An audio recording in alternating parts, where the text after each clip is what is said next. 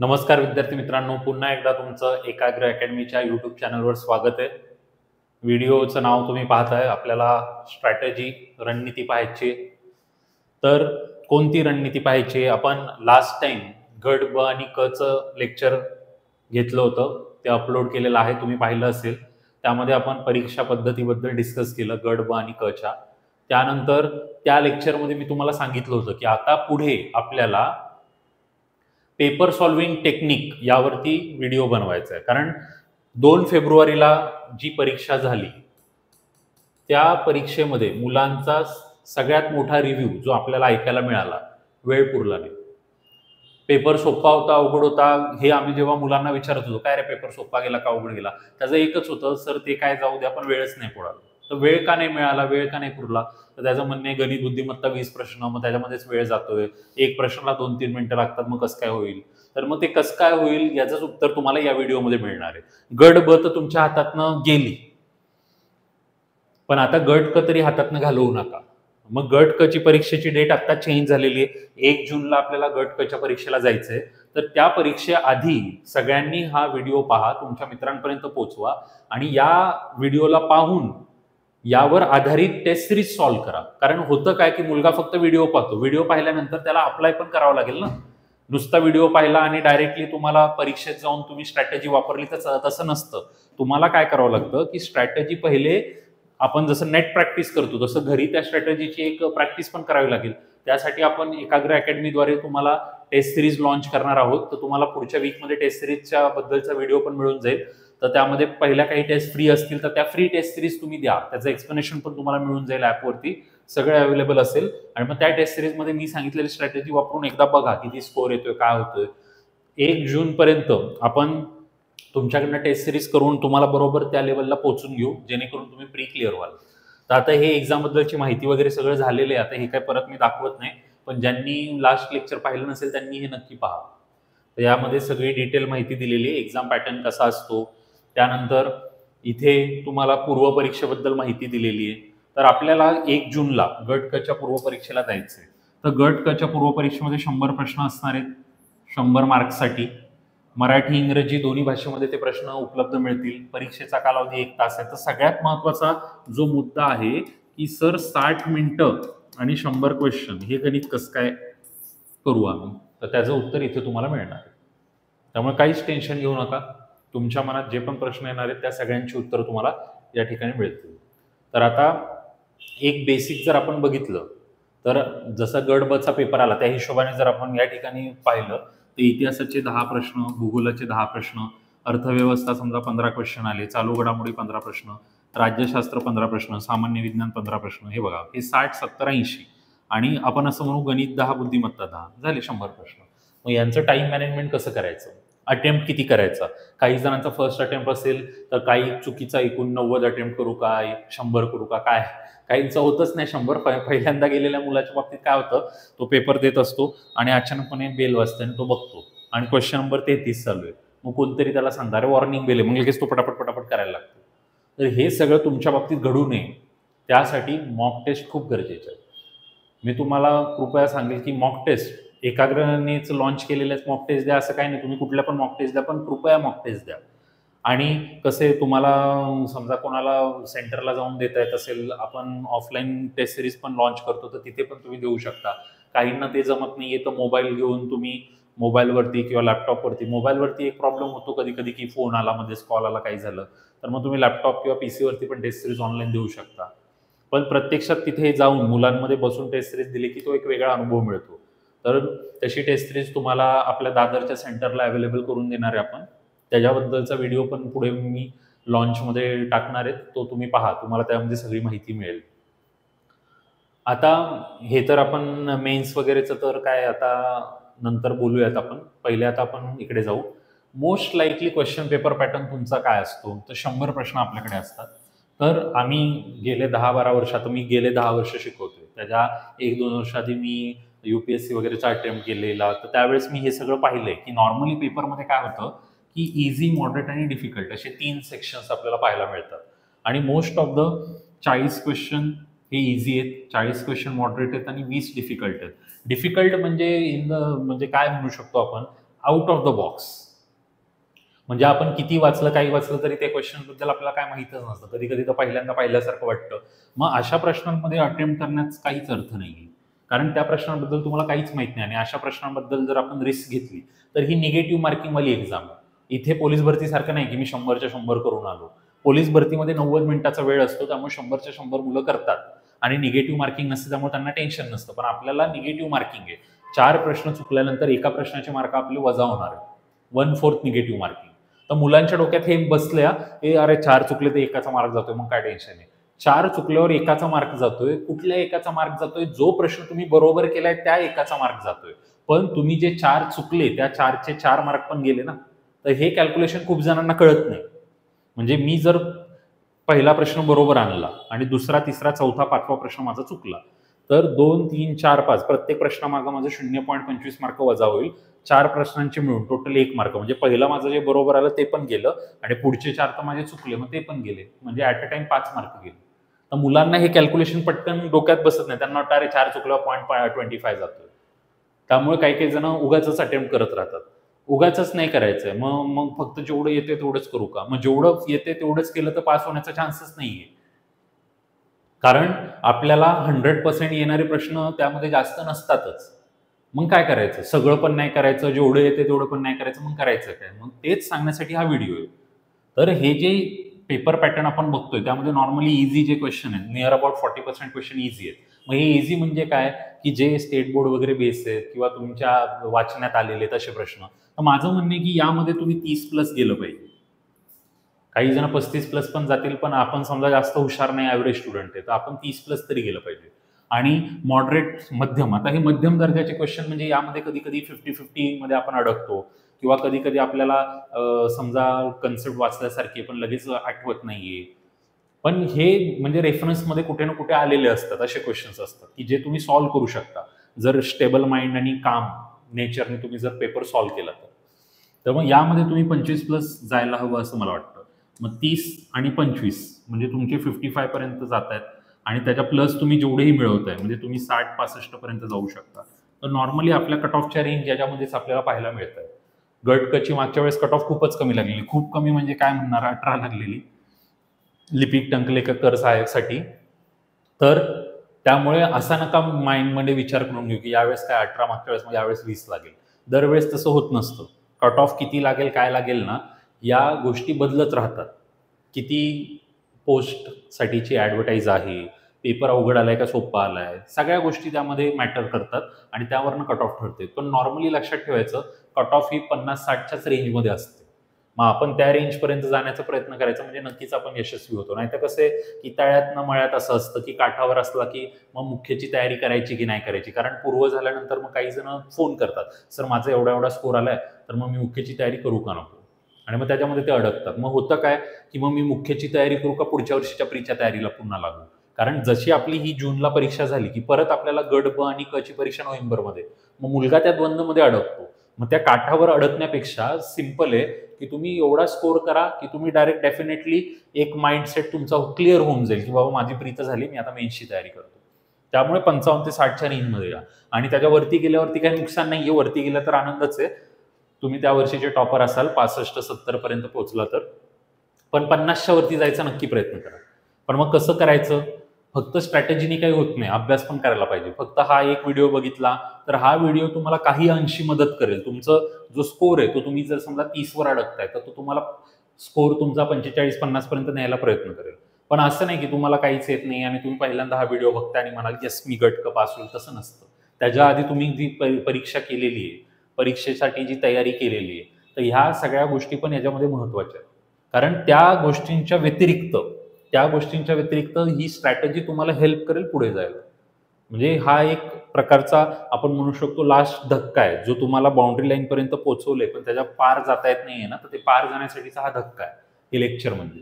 तर पहिलं paper pattern बद्दल आपण बघितलं, कट ऑफ किती असते काय असते, तर एवढ्यापर्यंत आपल्याला पोहोचायचंय. मग ते कसं पोहोचायचं, वेळेचं मॅनेजमेंट कसं करायचं, ते आता आपण पुढे बोलूयात. कोणाला काय डाऊट असेल कमेंटमध्ये डाऊट तुमचे विचारत चला. तुमच्या प्रत्येक डाऊटचं उत्तर माझ्याकडनं तुम्हाला मिळेल. काही जण म्हणतात की सर तुम्ही एवढं चांगलं सांगता की डाऊटच राहत नाही, त्यामुळे आम्ही कमेंट करत नाही. पण मग ॲप्रिसिएशनची कमेंट केली तरी मला आवडेल, की लेक्चर आवडलं, चांगलं किंवा वाईट काय जे आहे ते. फक्त तुम्ही माझी स्तुती करा असं नाही म्हणत आहे. काही जर चुकीचं वाटलं असेल तर ते पण तुम्ही कमेंटमध्ये लिहू शकता, की सर हे कळालं नाही किंवा हे तुम्ही जे बोललात ते आम्हाला पटलं नाही. तुमची मतं तुम्ही कमेंटमध्ये मांडू शकता. आता टाईम मॅनेजमेंटचा जर विषय निघालाय तर टाईम मॅनेजमेंटचा जर बोललो तर आपल्याकडे 100 प्रश्न आहेत आणि वेळ आहे 60 मिनिटाचा. जर सेकंडमध्ये कन्वर्ट केलं तर 3600 सेकंड आणि 100 क्वेश्चन. आणि मग आपण गणित जर बघितलं तर गणित सॉल्व्ह केलं तर मग एका क्वेश्चनला आपल्याला 36 सेकंद मिळतात. आता मला सांगा, एक क्वेश्चन 36 सेकंडमध्ये सॉल्व्ह होऊ शकतो का? तर काही जण म्हणतात हो, आरामात. जर सोपा क्वेश्चन असेल, छोटा असेल तर होईल. पण गणित, बुद्धिमत्ता, गणितामध्ये क्वेश्चन वाचणं, त्याचं इक्वेशन बनवणं आणि नंतर त्याला सॉल्व्ह करणं 36 सेकंदापेक्षा जास्त वेळ लागतोय. बुद्धिमत्ताचे काही प्रश्न त्यामध्ये वाचायलाच प्रश्न 36 सेकंद लागतो. आपल्याकडे तुम्हाला दाखवण्यासाठी पेपर पण मी या ठिकाणी दाखवलेला आहे बघा. आता हा इथे एखादा प्रश्न तुम्हाला दिसत असेल तर बघा, नाही तर ब्लर दिसत असेल तर मी जस्ट वाचून दाखवतो. पहिला प्रश्न दिलेला आहे, कंबाईनचाच एक पेपर घेतलाय मी 2019चा. हा 2017 साली जगात कार्बन डायऑक्साईडचे सर्वाधिक उत्सर्जन करणाऱ्यांमध्ये भारताचं 4थं स्थान आहे. म्हणजे आता हे 3 वाक्य मी वाचणार आणि हे करणार, तर यामध्ये साहजिकच मला 1 मिनिट 1.5 मिनिट लागेल. पण आता हा प्रश्न कसा आहे, हा छोटा आहे. महिला बालविकास मंत्रालयाने कोणते ऑनलाईन पोर्टल सुरू केलेले आहे, आता हे मला माहित असेल डायरेक्ट उत्तर येईल. हे झालं 30 सेकंद 36 सेकंदामध्ये. पण आता आता हे जोड्याला वगैरेचं तर असे वेगवेगळे प्रश्न येतात. आता हा प्रश्न हे तुमचे प्रश्न जे दिसत आहेत हे रिझनिंगचे प्रश्न आहेत, बुद्धिमत्ताच असणे. आता हे जर मी वाचायला घेतलं ना, बाबू PQRS टी ही 5 पिके घेतो, टी हे आर पेक्षा वेगाने वाढणारे, तर हे वाचायला 36 सेकंदपेक्षा जास्त वेळ लागणार आहे. आणि वाचून नंतर मी त्याचं इक्वेशन बनवणार, म्हणजे याला 4-5 मिनिटं तर लागणार आहेत. आणि मी मुद्दाम आयोगाचा जो पेपर झालेला आहे तोच घेऊन आलोय. असं नाही की माझ्या मनाचा कुठला प्रश्न टाकलाय, हे विचारलेले आहे आयोगाने. तर हे सॉल्व्ह करायला वेळ तर लागेल. मग ते 36 सेकंडचं जे गणित आहे ते कसं काय बसवायचं? तर मग माझं सांगायचं म्हणणं हेच आहे की असं आपण पाठ करून असं एक स्ट्रॅटेजी बनवून लिहू नाही शकत की मी एक प्रश्न 36 सेकंदात सॉल्व्ह करेल. कारण प्रत्येक प्रश्नाचं नेचर वेगळे आहे. काही लहान आहेत, काही मोठे आहेत, काही मध्यम आकाराचे. तर त्यानुसार हे व्हेरी होईल. छोटा असेल 30 सेकंदमध्ये संपला, मध्यम असेल त्याला 50-60 सेकंद लागले, मोठा आहे त्याला 2-3 मिनिटं लागली. मग काय, मग सगळ्यात महत्वाचा मुद्दा काय आहे की हे जे 100 क्वेश्चन्स आहेत हे आपल्याला सॉल्व्हच करायचे नाहीयेत ना. नॉर्मली आपला अटेम्प्ट, म्हणजे जो मी म्हणतो चांगला अटेम्प्ट आहे, 70+ जर तुमचा अटेम्प्ट असेल, समजा मी पकडला 80चा अटेम्प्ट, मी ते 20 प्रश्न सॉल्व्हच नाही केले जे आउट ऑफ द बॉक्स किंवा अवघड होते, तर इथेच तुमचा वेळ कमी झाला की मला 80 प्रश्न सॉल्व्ह करायचे 60 मिनिटात. 20 प्रश्न मी ऑलरेडी पेपरच्या आधीच बाहेर काढले. जो मुलगा असं म्हणतोय 60 मिनिटात 100 सॉल्व्ह करायचे, त्याच्यासाठी डायरेक्ट हे माइंडसेट आहे ना, बाबा मला 80 सॉल्व्ह करायचे 60 मिनिटात, म्हणजे ऑलरेडी 20चं बर्डन बाजूला झालं, म्हणजे वेळ तुमचा वाढला. आता हा एक मुद्दा. दुसरा एक मुद्दा सांगतो मी. आता तुम्हाला मजा सांगतो बघा. आता हा पेपर आहे. आता आपला विद्यार्थी बघा, आपला विद्यार्थी काय करतो परीक्षेमध्ये? प्रश्न, सुकन्या समृद्धी योजनेबाबत पुढीलपैकी विधाने अयोग्य आहेत. 2015 मध्ये ही योजना सुरू झाली. बेटी बचाव बेटी पढाओ आंदोलनाची ही योजना भाग आहे. मुलींच्या शिक्षणाचा खर्च पूर्तीसाठी टपाल खात्यात विशेष खाते उघडणे या योजनेअंतर्गत आवश्यक आहे. या योजनेअंतर्गत मुलीच्या विवाहासाठीचा खर्च समाविष्ट नाही. मग हे वाचल्यानंतर मग तो ABCD सगळे, मग BCD, मग हे तो करतो. आणि हे केल्यानंतर जाऊ दे नाही येते, जाऊ दे पुढचं वाचतो, जाऊ दे नाही येते पुढचं वाचतो, हे सगळं वाचून नंतर तो डिसाईड करतोय. मग हे सगळं करण्यामध्ये त्यांनी नियर अबाउट 1 मिनिट घालवला किंवा 40-50 सेकंद घालवले. पण मी जर असं बघतोय सुकन्या समृद्धी योजना, मला याच्याबद्दल काहीच माहित नाही, मग कशाला वाचू मी? नेक्स्ट, 2018चा पद्मभूषण नाही माहिती, नेक्स्ट पुढचं वाचलं. तर हे जर मी करतोय, जर एखादं मी काय करतो, प्रश्न वाचण्याऐवजी ना प्रश्नांना पाहतो, मी त्यातला शब्द बघतो. आता मी हा प्रश्न बघताना मला दिसलं दलवीर भंडारी.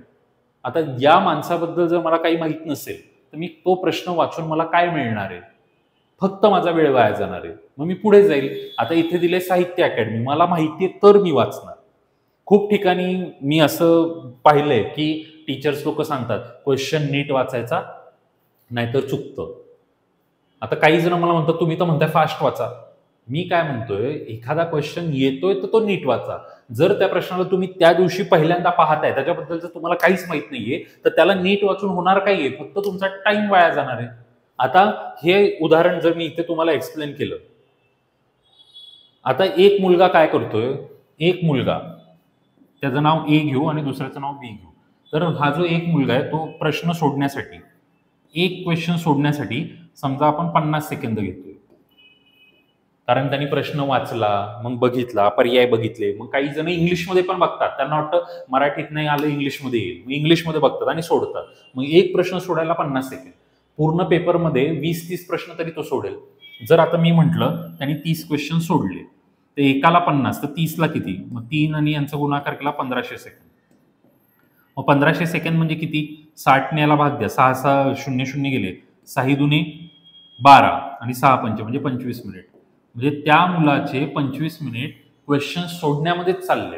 आता हा दुसरा मुलगा आहे जो एक प्रश्न सोडण्यासाठी 2 सेकंद घेतो. मग त्यांनी 30 प्रश्न सोडले. मग प्रत्येक प्रश्नासाठी 2 सेकंद म्हणजे टोटल किती आले? 60 सेकंद. म्हणजे किती वेळ त्याचा गेला? 1 मिनिट वाया गेला. म्हणजे पेपर सॉल्व्ह करायला त्याकडे किती वेळ आहे? 59 मिनिट.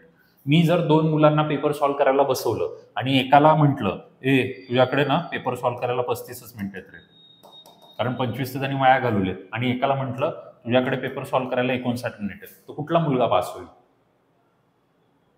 तर खूप जण म्हणतील हा, पण अभ्यास पण केलेला असला पाहिजे. वेळ जास्त म्हणजे हा पास होईल असं नाहीये, पण दोघांचा अभ्यास सारखा असेल तर कोण पास होईल? तर बी पास होण्याचे चान्स जास्त आहेत. का? कारण तो स्टेबल आहे. 59 मिनिट आहेत त्याकडे. त्यांनी 20-30 प्रश्न सोडून दिलेत. मग त्याला 59 मिनिटामध्ये 70 प्रश्न नीट करायचे. तर तो माइंडसेटनी तेवढे करू शकतो. आता ह्याचं काय झालंय? ह्यांनी 25 मिनिट प्रश्न सोडण्यातच वाया घालवलेत. मी तुम्हाला एक मराठी शब्द सांगतो. प्रश्न सोडणे आणि सोडवणे एका वचा फरक आहे. प्रश्न सोडणे आणि प्रश्न सोडवणं हे ज्याला कळलं ना, तो सिलेक्ट आहे. कुठला प्रश्न सोडायचा आणि कुठला सोडवायचा. कारण काही स्पीड ब्रेकर्स आहेत हे, आपल्या गतीमधले अडथळे आहेत. तर ते अडथळे कसे चुकवून तुम्ही पुढे जाताय. कारण मध्ये मध्ये जर तुम्ही, आता तुम्हाला मी हिशोब दाखवतोय, गणिताचे हिशोब तुमच्या डोळ्यासमोर मांडले, तुम्हाला वाटतंय की यामध्ये तथ्य नाही, तर तुम्ही पेपर देऊन बघा. तुमच्या बाबतीत तुम्ही स्वतः काय करता, तुम्ही रिलेट कराल या गोष्टी की माझ्याबरोबर पण हेच होते. आणि मग तुमचा अटेम्प्ट तुमचा किती जातोय? तुमचा अटेम्प्ट 40-50 पर्यंत जातो. नंतर शेवटच्या 5 मिनिटात घाई गडबडीत पटापट पटापट गोल रंगवता, 70-80ला पोचवता, आणि मग नंतर निगेटिव्ह मार्किंग आणि स्कोर आला 38, 28, 25, 23. कारण वेळच 35 मिनिटे. 35 मिनिटात किती स्कोर येणार आहे? 28-30. या व्यक्तीकडे 59 मिनिटं आहेत, आरामात 50+ जाईल. त्यामुळे हे खूप महत्वाचं आहे. याच्यावरती काम करणं खूप गरजेचं आहे. तर सगळ्यात पहिले काय सोडवायचंय आणि काय सोडायचंय हे समजलं पाहिजे. आणि सोडत असताना क्वेश्चनला बघा. एक एक शब्द वाचण्याऐवजी पहिले बघा. बघितल्यावर तुम्हाला कीवर्ड दिसेल, त्या वर्डबद्दल तुम्हाला माहिती आहे, तर तो प्रश्न सॉल्व्ह करायला घ्या. नाहीतर मग तो सोडून द्या. मग सोडून दिल्यावर पुढे काय करायचं आहे? सगळ्या प्रश्नाचं उत्तर आहे. पुढे जाऊयात आपण. प्रत्येक प्रश्नाचं उत्तर सापडणार आहे. आता इथे गुड अटेम्प्ट किती असतो त्याबद्दलचं चर्चा आहे. 3 उदाहरणं दिलेली आहेत, ए, बी आणि सी. आता ए विद्यार्थी आहे, 50 अटेम्प्ट केले. मला जेवढं येते तेवढंच मी करणार, एक्स्ट्रा काहीच करणार नाही. एकदम आपण म्हणू शकतो केअरफुल अप्रोच. म्हणजे एकदम केअरफुल अप्रोच म्हणजे काय? सावधानी बाळगली. जास्त काय केलं नाही, जेवढं येते तेवढं केलं. 50 केले, 42 राईट, 8 चुकले. मग 8 चुकल्यावरती काय झालं? 2 प्रश्नांचे मार्क म्हणजे 2 गेले. तर मग 42 मधनं 2 गेले. स्कोर किती आला? 40. नाही पास होते, कारण कट ऑफ एवढी कमी नाही लागली. कट ऑफ तुमची 50+ गेली. त्यामुळे अतिशय सावधगिरी बाळगली. मला जेवढं येते तेवढंच मी केलं, तरी पास होण्याचा चान्स कमी. थोडी रिस्क घ्यावी लागते, कारण तुम्ही अटेम्प्टच एवढा कमी करून येत आहे. तुम्हाला जर कोणी म्हटलं की आपली कट ऑफ 50-60च्या रेंजमध्ये जाते आणि तुम्ही 50च अटेम्प्ट करून आला, तर तुम्ही स्वतःच तुमचा पास होण्याचा चान्स घालवताय. आता एक मुलगा आहे, मी सगळं अटेम्प्ट करणार, सगळ्यात जास्त अटेम्प्ट माझा. बाहेर आल्यावरती तो कॉलर उडवत येतो. किती केले रे अटेम्प्ट? 96. मग पास का फिक्स? मग मेन्सला आहे यावेळेस, आणि मग रिझल्ट आल्यावरती गावाला आहे यावेळेस. का गावाला आहे? कारण लोकांसमोर तोंड कसं दाखवायचं? लोक विचारतील ना, काय रे मेन्सला आलं का नाव? प्रॉब्लेम काय आहे? उगाचच फक्त गोल रंगवायचे म्हणून रंगवायचे नाहीये जबरदस्त. काही जण काय करतात, काही अभ्यास नाही झाला त्यांना वाटतं जास्त अटेम्प्ट केला होऊन जाईल, 2-4 कुठले तरी व्हिडिओ बघतात तुक्के कसे मारावे. आजकाल व्हिडिओ बनायला लागलेत ना तुक्के कसे मारावे. अभ्यास करायचं सोडून बाकी गोष्टींवरती लोक काम करायला लागलेले आहेत. अभ्यास न करता उत्तर बरोबर कसे आणावे. आता उद्या परवा मला पण एक व्हिडिओ तसला बनवावा लागेल म्हणजे व्ह्यूज वाढतील माझे. तर मग त्या लोकांचं शेवटी असं होतं. आता ह्या मुलाने जर नीट केलं असतं तर त्याला 56 बरोबर आले होते त्याचे. पण ओव्हर अटेम्प्ट करण्याच्या नादात 40 चुकले. 40 मुळे त्याचे 10 मार्क गेले. 56 मधनं 10 गेले, त्याला आला स्कोर 46. कट ऑफ 50+ आहे बाहेर. जर कट ऑफ लागली 52, त्यांनी जर जास्त निगेटिव्ह मार्किंग केली नसती, जास्त एक्स्ट्राचा अटेम्प्ट केला नसता तर 56 राईट आले असते, झाला असता त्या वर्षी प्री क्लिअर. तर हे काय झालं, जास्त स्केअरफुल अप्रोच. आणि हा काय झाला, ओव्हर कॉन्फिडन्स. त्यामुळे दोन्ही त्या ठिकाणी पास होऊ शकले नाही. मग आपल्याला काय करायचंय, बी या व्यक्तीसारखं बनायचंय. आपण खूप वेळा ऐकलं असेल सुवर्ण मध्य. सुवर्ण मध्य, मध्य मार्ग खूप वेळा नाव ऐकतो आपण. तर मध्याचा मार्ग हा सोन्याचा आहे. म्हणजे एकदमच काहीच अटेम्प्ट नाही करत, एकदमच फुल अटेम्प्ट करतोय असं नाही. जे येते ते सगळं पहिले सॉल्व्ह करून घ्या, त्यानंतर 50-50 चान्सेसवाले सॉल्व्ह करून घ्या, आणि मग शेवटी ज्याबद्दल काहीच माहित नाही असे सोडून द्या. असा एक जर बॅलन्स अप्रोच ठेवला तर आपलं सिलेक्शन नक्की. मग आता बघा या मुलांनी काय केलं, 80 क्वेश्चन अटेम्प्ट केले, 68 राईट आले, 12 चुकले. 12 चुकले, 3 मार्क कमी झाले. 68 मधनं 3 गेले, 65. Select, fix select. कुठलीही परीक्षा असेल गट ब क, फिक्स सिलेक्ट. मग आता काही जण म्हणजे 68 राईट कसे आले, 80 कटचा अटेम्प्ट झाला. अरे सगळं सांगतो, प्रत्येक प्रश्नाचं उत्तर या व्हिडिओ होते. पण मी एक गोष्ट नक्की सांगेल की हा व्हिडिओ बघून डायरेक्ट एक्झामला गेला काही फायदा नाही या व्हिडिओचा. हा व्हिडिओ बघून या हिशोबाने मी जे यामध्ये स्ट्रॅटेजी सांगितली आहे ना, या स्ट्रॅटेजीनुसार कमीत कमी 10 पेपर तरी सॉल्व्ह केले पाहिजे. कमीत कमी, मॅक्सिमम तुम्ही 15-20 किती सॉल्व्ह करा. तुम्हाला फायदा नक्की होईल. आणि तुम्हाला फायदा झाल्यानंतर 1 जून नंतर तुम्ही या व्हिडिओवर येऊन कमेंट करा, फायदा झाला का, नाही झाला का, तोटा झाला का, नुकसान झालं. तर आता हे आपल्याला तुम्हाला सांगायचं की कसं करायचं हे सगळं. तर आता पेपर पॅटर्न आपला असा असू शकतो. मागचे 2-3 वर्षीचे पेपर बघता, हिस्ट्रीचे 10 question, geography 10, general science 15, economy 15, polity 15, current 15, maths reasoning 20, असे 100 प्रश्न. आपल्याकडं किती मिनिट आहेत, 60 मिनिटं. तर आपण काय केलं, 60 मिनिटाचं या ठिकाणी विभाजन केलं. Round 1 30 minute, round 2 20 minute, round 3 10 minute. मग आता सगळ्यात पहिल्या राऊंडमध्ये काय करायचं, सगळ्या पहिल्या राऊंडमध्ये मॅथ्स रिजनिंगला सोडून, मॅथ्स रिजनिंगचे 20 प्रश्न सोडून बाकी 80 प्रश्नांकडे टार्गेट करायचं. मग आता काही जण म्हणतील 30 मिनिटात 80 कसे काय होतील. होतील, मी करून दाखवेल तुम्हाला. कसं, तर जो मी मगाशी तुम्हाला अप्रोच सांगितला की क्वेश्चन वाचायचे नाही, क्वेश्चन बघायचे. कसे बघायचे परत एकदा दाखवतो. आता इकडे बघा, खालीलपैकी विधान चुकीचे. कशाला उगाच टाइमपास, बघा शब्द दिसला, गगनयान, काहीच माहित नाही, कशाला वाचू. नेक्स्ट. आता इथे जसं महिला बाल विकास मंत्रालय ऑनलाईन पोर्टल माहिती आहे, केलं. तर मी काय करणार, मी एक तुम्हाला सिंपल टेक्निक सांगतो. मी फक्त क्वेश्चनला बघणार. आता मला दिसलं 2017 कार्बन डायऑक्साईडचे उत्सर्जन, नाही माहिती, किंवा वाटते कुठेतरी वाचल्यासारखं, गोल केला. महिला बाल विकास येते, सॉल्व्ह केला. गगनयान, काहीच माहित नाही. बघा पुढे बघा. आता हे तर मग असेच दाखवलं मी, दलवीर भंडारी, काहीच माहित नाही. क्लिक. साहित्य अकॅडमी माहिती आहे, वाचल्यासारखं वाटतंय, गोल केला. पुढे ध्वनी तरंग, फिक्स येते, सायन्स शिकवतो ते येते. प्रकाश किरणे, फिक्स येते, चला हे वाचल्यासारखं वाटतंय, गोल केला. तर ही जी पद्धत आहे, आता मी काय करतो या ठिकाणी, मी म्हणजे स्वतः असे 3 गोष्टी ठरवलेल्या आहेत. जे येते त्याला बरोबरचं चिन्ह करायचं, जे 50-50 वाटते, कधीतरी वाचलंय पण मोठं दिसतंय, त्याला गोल करायचं, आणि जे कधीच नाही बघितलं त्याला क्रॉस करायचं. असं हे मी ठरवलंय. आता हिस्ट्री, आता मी अभ्यास केलाय, 10 प्रश्न माझ्यासमोर आहेत. तर मला असं म्हणायचंय की हिस्ट्रीमध्ये 10 पैकी मला 6 आले. फॉर एक्झाम्पल मला 10 पैकी 6 आले. 2 मी प्रेडिक्ट केले आणि 2 मला माहीत नाहीत, मी त्या दिवशी पहिल्यांदा बघितले. तर मी आता हे प्रेडिक्ट करणारे सॉल्व्ह नाही करते, त्याला फक्त काय करतोय, गोल करून ठेवतोय. मी हे सॉल्व्ह करतोय आणि याला मी कट मारलाय. कट का मारलाय म्हणजे मी परत पेपर बघताना परत त्यांना सॉल्व्ह नको करायला. काही जण म्हणतील परत पेपर बघायला होतच नाही, वेळच संपतो. तुमचा वेळ संपतो पण आम्हाला परत वेळ मिळतो. तो कसा मिळतो ते सांगतोय मी. आता जॉग्राफी समजा मला इझी जातो, मला 7 आले जॉग्राफीमध्ये. नको एवढा पण हुशार नाही मुलगा, जाऊ दे 7 नको, 6च घेऊ आपण. 6 आले आणि समजा एकच त्याला प्रेडिक्ट झाला आणि 3 त्याच्यासाठी नवीन प्रश्न होते. यावेळेस जॉग्राफीवाल्यांनी अवघड टाकलं, 3 बाहेरचे प्रश्न. जनरल सायन्स, आता कुठला तरी एखादा विषय तुमचा चांगला असू शकतो पण जनरल सायन्स तुम्हाला हार्ड जातोय. तुम्हाला जनरल सायन्समध्ये 8च आले. मी अर्धे पकडतोय, 15च्या निम्मे 7.5 8 आले.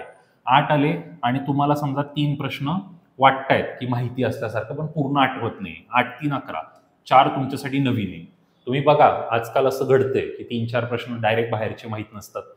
त्यानंतर इकॉनॉमीमध्ये समजा तुम्हाला 8 आले, 4 तुम्हाला 50-50 किंवा कळत नाहीये काय करायचं आणि 3 तुमच्यासाठी नवीन आहेत.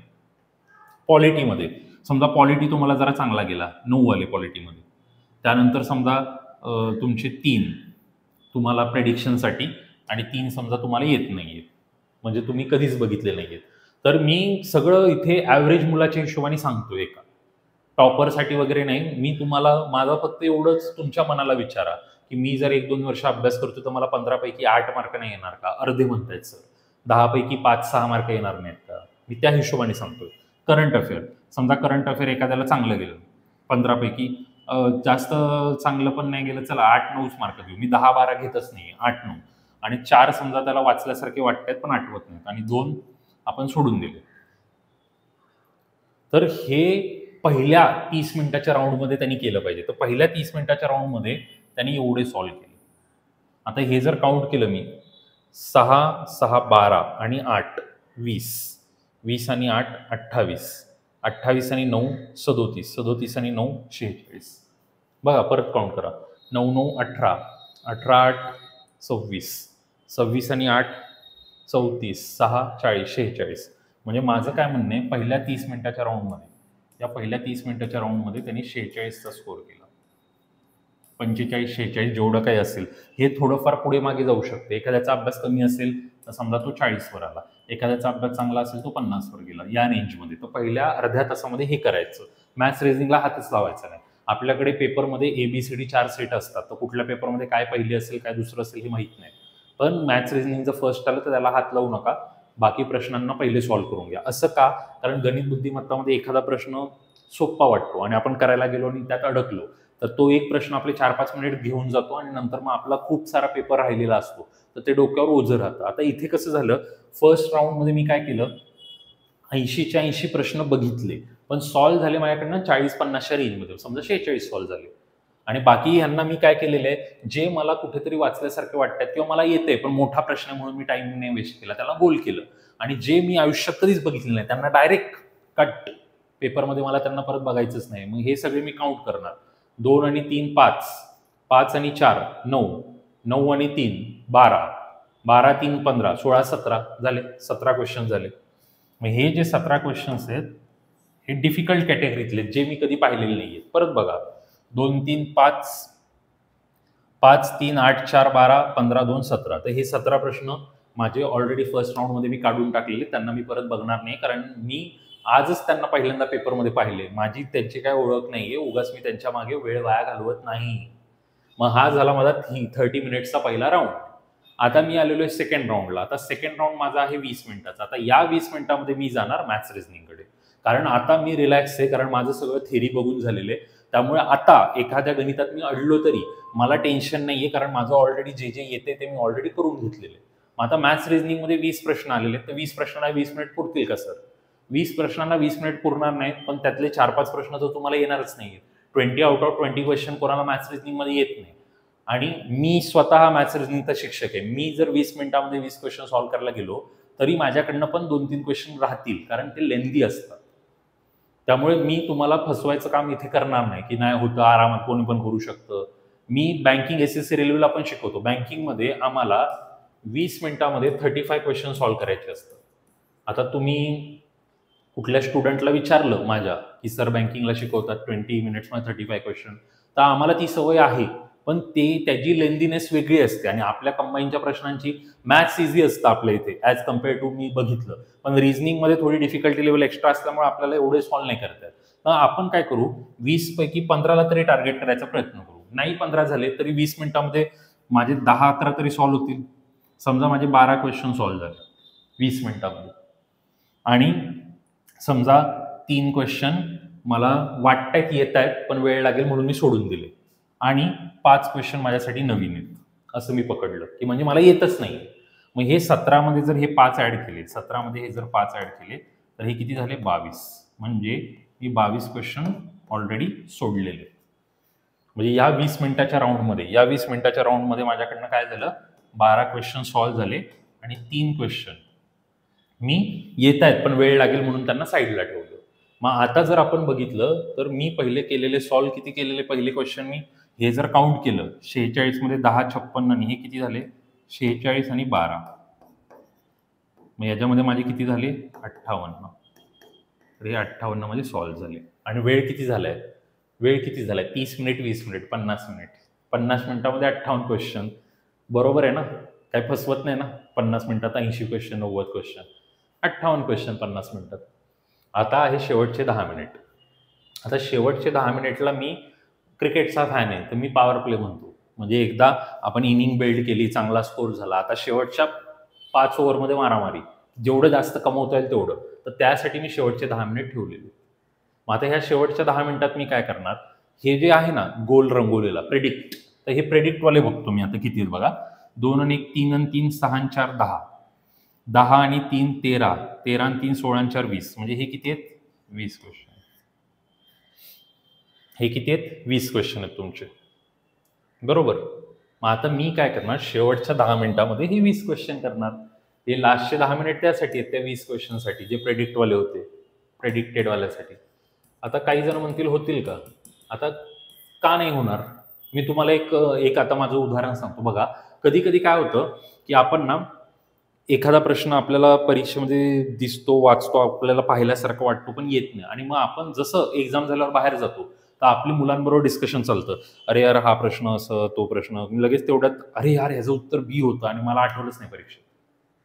तर ही जी सायकोलॉजी ना ती मी पकडली की हे नेमकं काय घडतं. त्याच्यावरती मी थोडंसं वाचलं तर मला एक गोष्ट कळली की कधी कधी काय होतं की आपल्या डोळ्यासमोरून एखादी गोष्ट जाते आणि आपण पुढचा प्रश्न सॉल्व्ह करायला जातो, पण आपलं जे अनकॉन्शियस माइंड जे असतं, कॉन्शियस आणि अनकॉन्शियस अशा दोन गोष्टी आहेत. कॉन्शियस म्हणजे मी समोरासमोर करतोय, मग माझं अनकॉन्शियस माइंड काय करतं, त्या पार्टला शोधतं, आणि ज्या वेळेस मी दुसऱ्यांदा तो क्वेश्चन बघतो त्यावेळेस माझं अनकॉन्शियस माइंड माझ्या कॉन्शियस माइंडला ते सिग्नल पाठवून उत्तर सांगतं, अरे ह्याचं तर हे.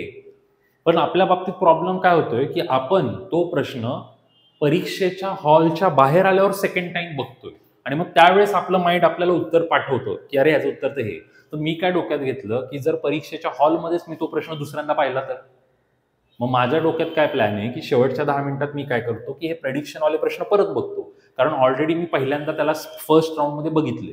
आफ्टर 20 मिनिटाच्या गॅप नंतर परत मी त्याला दुसऱ्यांदा जेव्हा बघेल तर माझ्या अनकॉन्शियस माइंडमध्ये काहीतरी रेडी असेल तर ते काहीतरी त्याला हेल्प करून थोडं पुश करेल आणि उत्तर देईल. मी या 10 मिनिटांमध्ये हे 20 प्रश्न सॉल्व्ह करणार. म्हणजे हे काय 50-50 चॉईसवाले, तर मी हे सॉल्व्ह करणार. मग मी हे 20 प्रश्न सॉल्व्ह केले.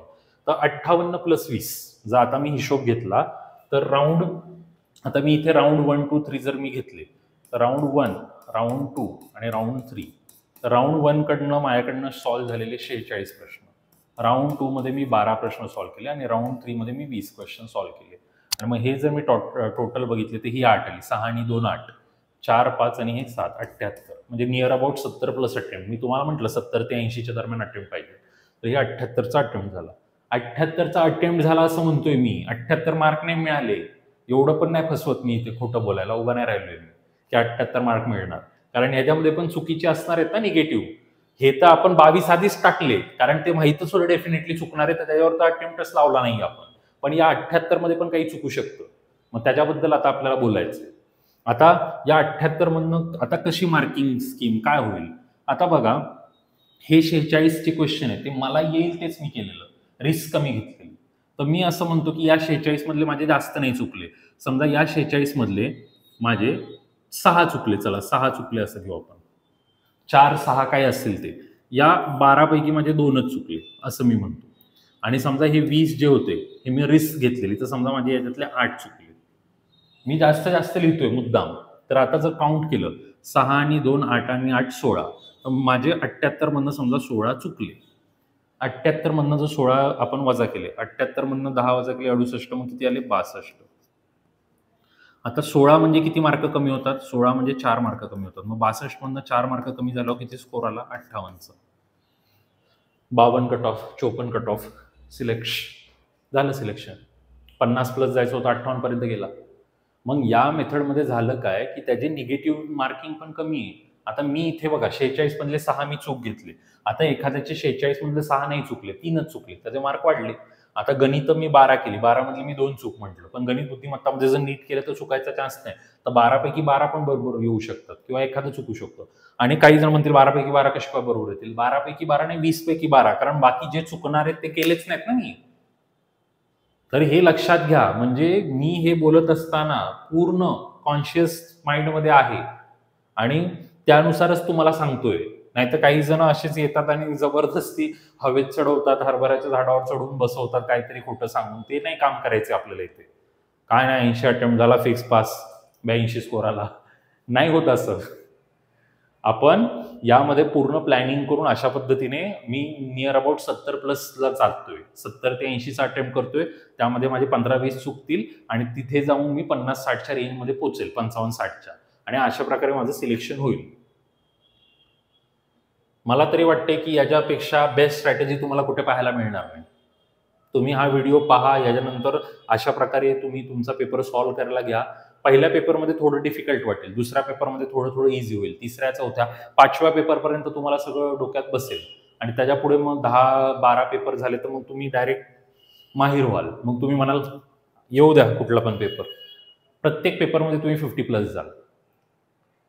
फक्त खाली छोटा स्टार करून लिहावं लागेल मला टर्म्स अँड कंडिशन अप्लायमध्ये. अभ्यास असेल तर. अभ्यास नसेल तर मग ह्याचं काय कामाचं नाही. हे 46-42 काय राईट येणार नाही आपल्याकडे. बाबा जादू नाही येत असली काय विदाऊट अभ्यास पास करायचे. अभ्यासासोबत हे आहे, पण फक्त अभ्यास करून पण मुलगा पास होणार नाही. स्ट्रॅटेजी ही गरजेची आहे कुठल्याही क्षेत्राचा. इंडिया वर्ल्ड कप जिंकला, याच्या आधी आपल्याकडे सचिन, सौरव, राहुल द्रविड एवढे महान खेळाडू होते, अनिल कुंबळे, हरभजन, तेव्हा नाही जिंकला. टॅलेंट होतं, सगळं होतं, का नाही जिंकला? कुठेतरी एखादी स्ट्रॅटेजी चुकली ना. म्हणजे सांगायचा उद्देश काय की टॅलेंट आणि स्टडी विडी सगळे, पण स्ट्रॅटेजी नसेल तरी तुम्ही थोड्यासाठी राहाल.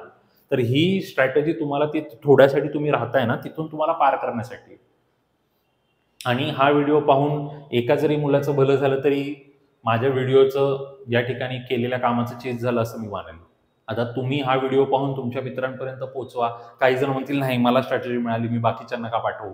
तुम्ही जेवढं लोकांसाठी चांगलं कराल ना तेवढं पण तुमच्यासाठी चांगलं होत जाईल.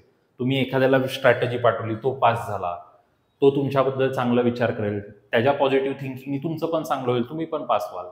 त्यामुळे एकमेकांना मदत करा, एकमेकांपर्यंत ह्या सगळ्या गोष्टी पोहोचवा. आजच्या घडीला टेक्नॉलॉजी तुम्हाला हेल्प करते, तर टेक्नॉलॉजीच्या माध्यमातून जेवढं काही आपल्याला मिळवता येईल तेवढं घ्या. बघा, यामध्ये कोणाला काही डाऊट्स असतील कमेंटमध्ये तुम्ही सांगू शकता. म्हणजे एका ॲव्हरेज मुलाला पास कसं होता येईल त्यासाठीच हे मी सांगितलंय. एक्स्ट्रा ऑर्डिनरी असेल तर तो याच्यामध्ये 46च्या ऐवजी 50 मिळवेल, इथे 12 गणितांच्या ऐवजी 14-15 राईट करेल आणि प्रेडिक्शनमध्ये त्याचे 20च्या ऐवजी 20 पैकी त्याचे 8च चुकले, 8 चुकले मी म्हटले, तर त्याचे 4च चुकतील. म्हणजे याच्यापेक्षा कमी तर कोण जाणार नाही, उलट वाढेलच. कसं काय करायचं हे पण मी इथे सांगून दिलं तुम्हाला. आणि म्हणजे स्ट्रॅटेजी एवढी डिटेलिंगमध्ये मी सांगतोय ना की मुलांना हा पण एक प्रॉब्लेम आहे. त्यासाठी मी हे पेज ठेवलेलं आहे आन्सर शीटचं, की सर मग आम्ही पहिले पेपरवरती सॉल्व्ह करून नंतर शेवटी मग 5 मिनिटात आन्सर शीट भरली तर तसं केल्यावर प्रॉब्लेम काय होतो? म्हणजे ते वाक्य मी मला पाठ झाले. मुलाचं वाक्य बघा, सर काय झालं रे, सर काय सांगू, परीक्षेमध्ये ना चुकून 28च्या ऐवजी ना 27ला क्लिक केलं, मग त्याच्या खालचे सगळे प्रश्न रॉंग झाले, मग आता मला माझी प्री गेली परत करावं लागेल. ही वाक्य फिक्स पाठ झालेली आहेत आमची. कारण ज्या विद्यार्थ्याचा रिझल्ट जातो, आता एखाद्याच्या बाबतीमध्ये हे घडले असं नाही म्हणते मी नाही घडले, पण लोकांनी हे रिझन फिक्स करून ठेवले फेल होण्यामागचं, की माझ्याकडनं काय झालं चुकून ना मी 27च्या ऐवजी 28च्या ऐवजी 27ला उत्तर लिहिलं आणि मग माझं सगळं चुकलं. तर ते तुमच्या बाबतीत होऊ नये म्हणून मग तुम्ही पहिले पेपरवर सॉल्व्ह करून नंतर इकडे उत्तरं सगळी एकत्र भरायला जाऊ नका. मग काय करू, तिकडे सॉल्व्ह केलं की इकडे भरू. मग तिथे पण काय होतं, एक सॉल्व्ह केला परत इकडे भरा, एक सॉल्व्ह करा, तर सारखा वेळ वाया जातो. नेहमीनुसार मध्यमार्ग. आता आयोगाने आपल्याला आन्सर शीट देताना काय केलंय, 5-5 दिलेले आहेत. मग 5-5 करा ना, किंवा 10-10 करा. मी पहिले 5 प्रश्न सॉल्व्ह केले, पटापट क्लिक करून घेतले. बी आला, बीचा रंगवलं इथे, हे ए पहिला आला, दुसरा आला, तिसरा नाही येते, चौथा आला, चौथा रंगवला, 5वा आला, 5वा रंगवला, झालं. 5 झाले, परत सॉल्व्ह केले, किंवा 10 करून घेतले, पुढचे 10 करून घेतले, असं करायचं. आता स्ट्रॅटेजी सांगायला तर काय काय स्ट्रॅटेजी सांगायला लागेल, हे कपडे घालून जा, ते करून जा, असं जसं तसं, तर काय काय सांगायला. आता तुम्ही एवढ्या वयापर्यंत तर पोहोचलेत. आता काही जण काय करतात, पेपरच्या दिवशी नवीन पेन विकत येतात. कशाला नवीन पेन? जर आपला जुना पेन असेल तर तो रुळलेला असतो, त्याची नीप चांगली झालेली असते तर पटकन गोल होतो. नवीन पेन असेल तर रुळलेला नसतो, तर कधी कधी पेज फाटतं. आणि आपण पेपरला जातोय हे पण लक्षात घेणं गरजेचं आहे. काही जण लग्नाला गेल्यासारखे असे जात आहेत तयार होऊन. तुम्हाला आवडतं चांगलं बनवून जायला जा, त्यात काही माझा आक्षेप नाहीये. पण होतं काय की बाकी लोक तुमच्याकडे बघत राहतात, मग तुम्हाला ऑकवर्ड वाटतं आणि तुमचा पेपरवरचं लक्ष जातं. किंवा काही जण काय दिवसात नवीन कपडे घालून चाललाय, नवीन कपडे घातले आणि कुठेतरी शर्ट टोचतोय, तो सारखा तेच ऍडजस्ट करत बसतोय पेपरवर. तुम्ही जे नेहमी कपडे घालताय, तुम्हाला जे कम्फर्टेबल आहे, कम्फर्टेबल झोनमध्ये जा. काहीतरी नवीन आहे, काहीतरी मोठे असं नका बघू. कसं आहे, म्हणजे एखादी गोष्ट आपण नेहमी करत असू तर आपण काय म्हणतो, ये तो मेरे दाही हात का काम आहे, रोजच आहे. तर तुम्ही याला रोजचं बनवा, म्हणजे तुम्हाला प्रेशर फील होणार नाही. काहीतरी नवीन आहे, गट क, अरे गट क ला चाललेत, गट अ वगैरे असं काय एकदम हायफाय असं काय हे नाहीये याच्यामध्ये. आणि गट अ ब पण काय एवढा हायफाय नाहीये. काय जाऊन आपल्याला अभ्यास केलेला आहे त्याच्यावर आधारित उत्तरं द्यायची, सिलेक्शन होणार आहे. फक्त जोपर्यंत ते होत नाही तोपर्यंत आपण काय करतो, छोट्या गोष्टीला मोठं बनवून त्याचा एक हवा तयार करतो. त्यासाठी मॉक टेस्ट खूप गरजेचे आहेत. आणि या प्लॅटफॉर्मवरती मी तुम्हाला मॉक टेस्ट अवेलेबल करून देणार आहे. पहिल्या काही टेस्ट त्यातल्या फ्री पण असतील, तुम्ही फ्री टेस्ट द्या, त्याचं एक्सप्लेनेशन बघा, काय लेवलचे प्रश्न आहेत. प्रश्न मराठी इंग्लिश दोन्ही भाषेत मिळणार आहेत तुम्हाला विथ एक्सप्लेनेशन. तुम्हाला ऑनलाईन ऑफलाईन सगळं अवेलेबल करून देणार आहे मी. आणि मग ते सगळं करून तुमच्या स्कोअरमध्ये किती इम्प्रूव्हमेंट येते ते बघा. आणि फ्रीचे आवडले तर तुम्हाला परचेस करायचे तर परचेस करा टेस्ट सिरीज तुमच्या हिशोबाने. पण मी खरं सांगतो की 1 जूनच्या आधी कृपया मिनिमम 10 टेस्ट आणि मॅक्सिमम तुम्हाला हव्या तेवढ्या टेस्ट द्या. हव्या तेवढ्या म्हणजे 100-200 नको, पण 25 तरी द्या. मिनिमम 10 तरी द्या, मॅक्सिमम 25 तरी द्या. टेस्ट सिरीज द्या. चुकलेले प्रश्न, कुठे चुकतोय, काय होतोय, अनालिसिस करा. तुम्हाला काय डाऊट आहे, काय प्रॉब्लेम आहे, मला मेसेज करा कमेंटमध्ये. मी तुम्हाला कॉलवरती तुम्हाला नंबर देईल, तुम्ही कॉलवरती डायरेक्ट बोला. फक्त एवढी जी मेहनत केली 1-1.5 वर्ष 2 वर्षापासून, त्याला एका तासामुळे वाया घालवू नका. 2 वर्ष फुल अभ्यास सगळं रेडी, ते एका तासात मॅनेज नाही झालं, परत पुढच्या वर्षासाठी तयारी, ते नका करू. तुम्हाला नंबर हवा आहे तर आपल्याला कमेंटमध्ये तो तुम्हाला क्लासचे नंबर मिळतीलच. माझा नंबर पण मी या ठिकाणी तुम्हाला देतो. तर तुमचा काही क्वेरी असेल, काही डाऊट असतील तर तुम्ही त्या नंबरवर सांगा. मी त्या ठिकाणी आहेच तुमचे क्वेरीज सॉल्व्ह करण्यासाठी. बघा सगळं या ठिकाणी क्लिअर केलेले. लेक्चरला लाईक करा. लाईक करून काय पेमेंट नाही मिळणार आम्हाला, पण काय होतं की मेहनत केली आणि कोणी लाईक केलं तर चांगलं वाटतं की बाबा आपण लोकांसाठी चांगलं करतोय. सबस्क्राईब करा नवीन असाल तर, आणि तुमच्या मित्रांपर्यंत शेअर करायला विसरू नका. जेवढ्या जास्त शेअर कराल तेवढं चांगलं. चला, धन्यवाद.